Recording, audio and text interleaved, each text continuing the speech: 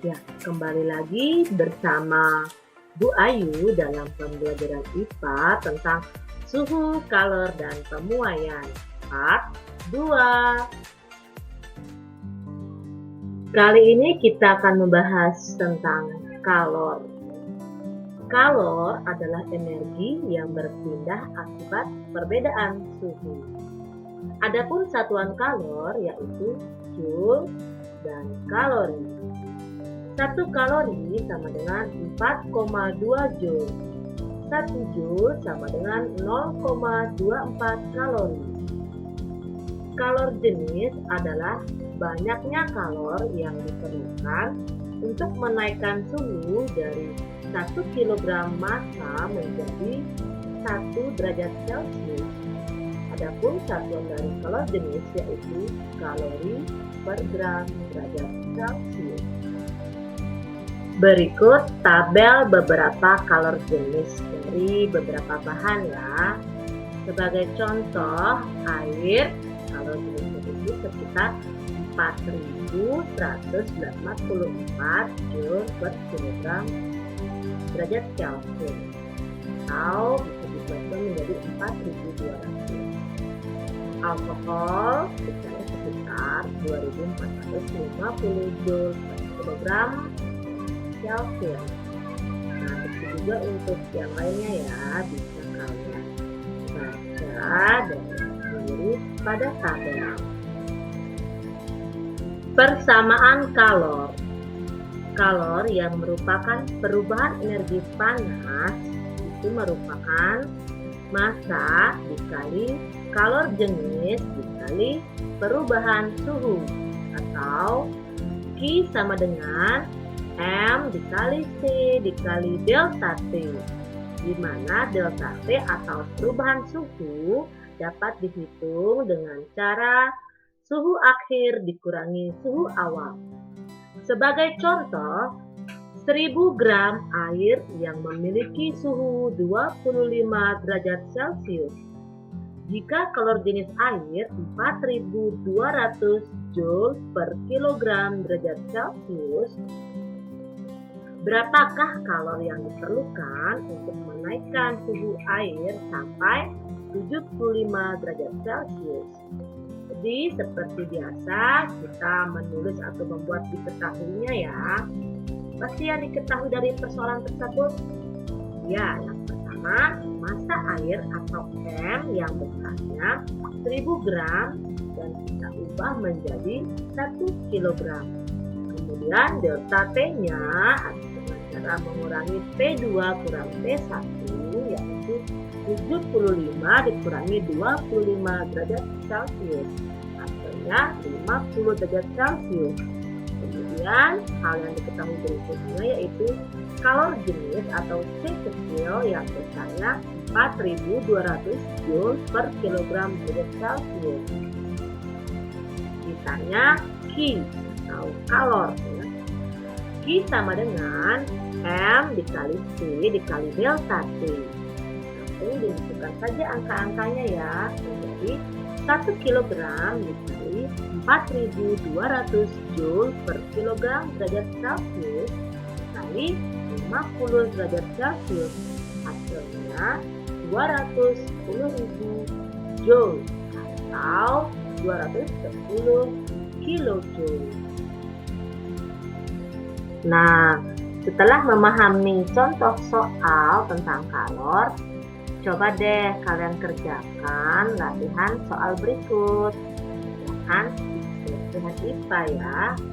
Semangat, harus bisa. Perpindahan kalor. Yang pertama, kita kenal dengan istilah konduksi, yaitu perpindahan kalor tanpa disertai perpindahan partikel zat pengantarnya. Nah, seperti di contoh, kalian mungkin pernah membantu ibu menyetrika pakaian ya. Jadi setrika pakaian itu lama-kelamaan akan menjadi panas ya. Nah, ketika kalian salah sedikit memegang dari logamnya, itu terasa panas karena terjadi konduksi. Yang kedua yaitu konveksi, merupakan perpindahan kalor disertai perpindahan partikel zat pengantarnya. Dalam kehidupan sehari-hari, konveksi ini dicontohkan dengan memasak air. Jadi, air pada panci itu akan mengalami perpindahan kalor secara konveksi. Terjadinya angin darat dan angin laut juga merupakan contoh dari konveksi. Yang ketiga yaitu radiasi. Radiasi merupakan perpindahan kalor tanpa disertai zat perantara. Contohnya saat kalian menjemur pakaian, membuat api unggun, dan memeriksa atau menjemur ikan asin. Proses terjadinya angin darat. Angin darat terjadi pada malam hari dan berhembus dari darat ke laut.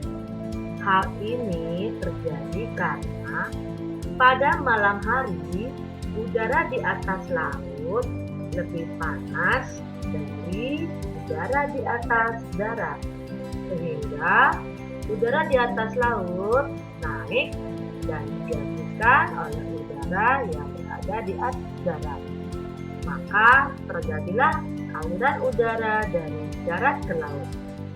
Angin darat dimanfaatkan oleh nelayan menuju ke laut untuk menangkap ikan.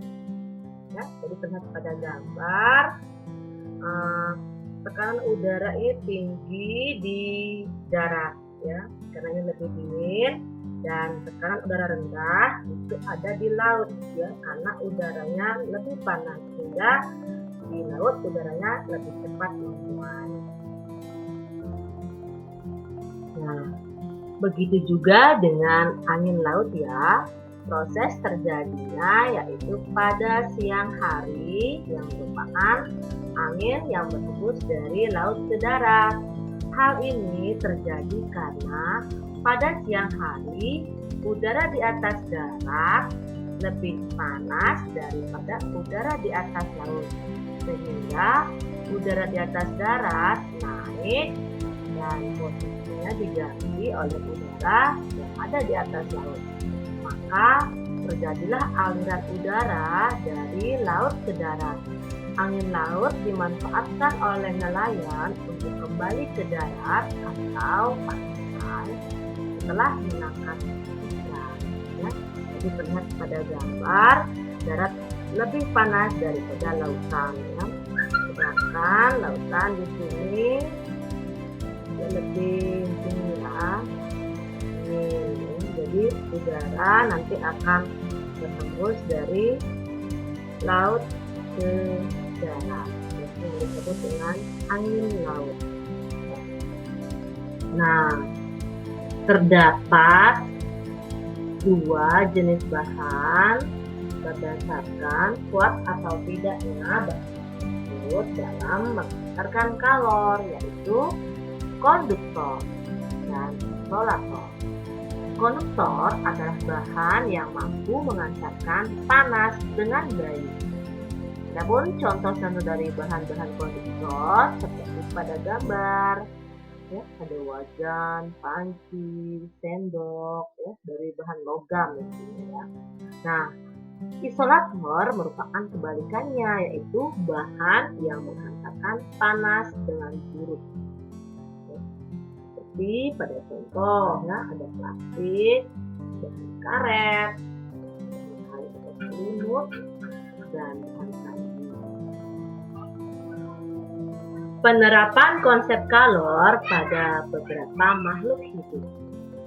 Nah, pada contoh, anjing dan buaya juga menggunakan cara membuka mulut dan menjulurkan lidahnya. Kalian tahu nggak sih kenapa buaya itu selalu membuka mulutnya? Bukan untuk kami, ya, selalu. Nah, buaya membuka mulut untuk mengeluarkan energi panasnya, sehingga kelembaban di lidahnya dapat menguap dan suhu badannya pun dapat menjadi normal kembali. juga ada anjing ya. Saat anjing berlari atau melakukan aktivitas yang dapat menaikkan panas tubuhnya, anjing selalu menjulurkan lidahnya untuk mengatur suhu tubuhnya agar selalu berada pada kondisi yang normal. Penguin memiliki bulu dan cadangan lemak tebal di bawah kulitnya. Burung kakak tua mengembangkan bulu-bulunya. Beruang kutub selain memiliki lemak tebal, memiliki bulu yang tebal serta berongga. Nah, bulu burung dan rongga pada bulu beruang kutub berfungsi sebagai perangkap udara atau isolator sehingga tetap hangat.